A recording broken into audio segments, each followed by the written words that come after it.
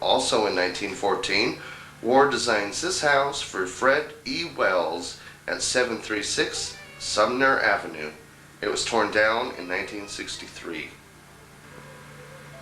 Number 11 on the National Register. This house built for John Gang at 707 Danforth Street.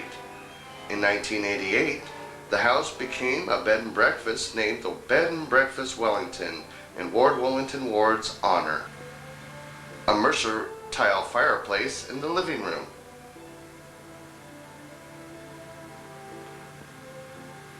The bedrooms are even named: the Mercer room, the Ward room, the Stickley room, the John Gang room after the original owner, John Gang. Number 12 on the National Register, the George E. Fairchild House at 111 Claremont Avenue. George E. Fairchild also owned a Moyer car.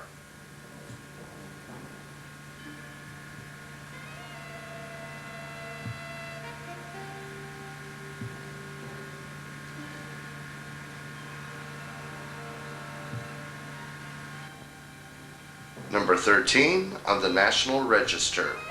George Wilson commissions Ward for the second time, this time to build the Sherbrooke Apartments at 606 Walnut Avenue. This four-story building mixes many of Ward's styles in one building. Ward builds one of his largest mansions, this house for William W. Ward at 1027 James Street. Here is Ward's original pencil sketch of the house. The house contained numerous Keck leaded glass designs and 14 Mercer tile installations. The great mansion was torn down around 1970.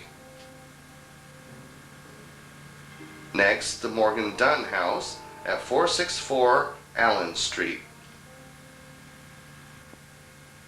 Number 14 on the National Register at 100 Circle Road. Originally believing for a time that they would live here, Ward and Maude designed this house together for themselves. They rented out the house until 1918 when they sold it. Here's the New World fireplace by Mercer and leaded glass by Keck.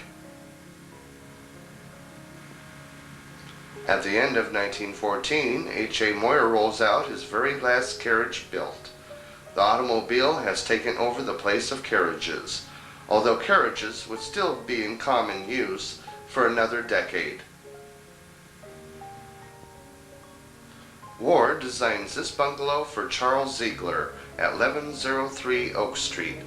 Its Syracuse pottery fireplace honors Oak Street, where the house is located, with oak leaves. Number 15 on the National Register.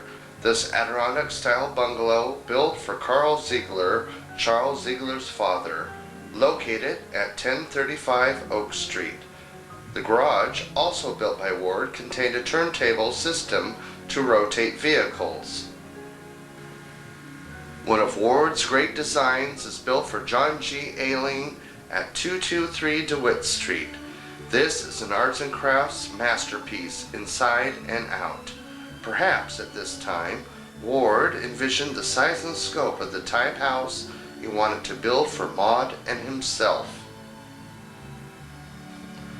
Next, another bungalow at 1109 Oak Street, this time for Charles N. Winter, Carl Ziegler's son-in-law. The house contains a Mercer fireplace with signs of the zodiac. A Tudor Revival beauty designed for Harold S. Tenney at 202 Sedgwick Drive. Ward designed this necklace for his wife Maude using Egyptian scarabs. Later, these two rings using scarabs are made. Ward gives his beautiful diamond wristwatch to Maude. Another gift to his wife, this beautiful handcrafted perfume bottle with Maude Moyer Ward's initials engraved in the side. H.A. Moyer puts his Park and Danforth house up for sale. during the summer of 1915. It is purchased by Abram Nellis of Phoenix, New York, who commissions Ward that summer for alterations on the house. Abram Nellis moves in October 1st, 1915. H.A. Moyer and his wife Rosamond move back to Moyerdale to live with Ward and Maud, while the Ward's new home will soon start construction that October 1915. Here are the 1915 Moyer model cars. After November 1915, production stopped on the Moyer car. Moyer had hoped to produce a lighter, smaller, less expensive car for 1916, but did not have the capital to compete with Henry Ford and his assembly line. Unlike many of his contemporaries, Moyer decided to quit while he was still ahead and get out of the auto manufacturing business. Around 400 Moyer cars were built from 1910 to 1915. It was often said the reason for Moyer to go out of the business was he built his cars too well.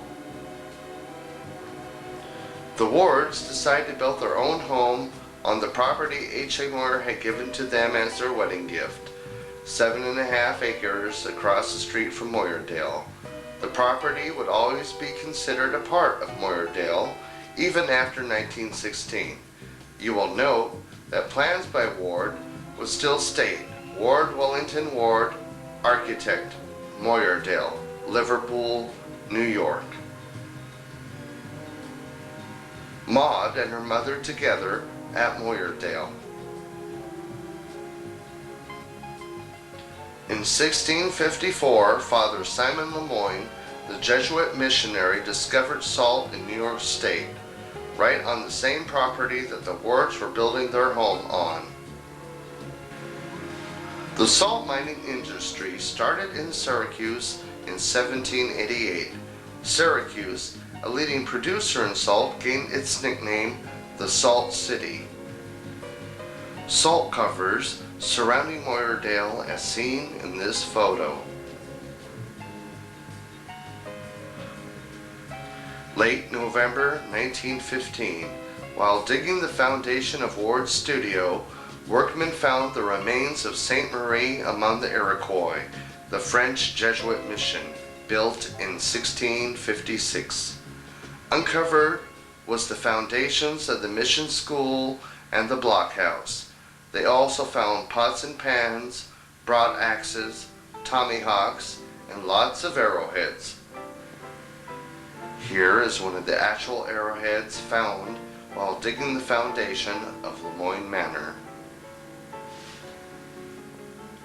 Ward decides to name his studio home Lemoyne Manor after Father Simon Lemoyne, who discovered salt on the property. Construction of Lemoyne Manor continues through the winter of 1915 and 1916. Ward intends to build himself a showplace and to show his peers, the unbelievers, what he can do. A leaded glass window designed by Henry Keck of St. George and the Dragon adorns the front door of the house. Keck glass is used throughout the house.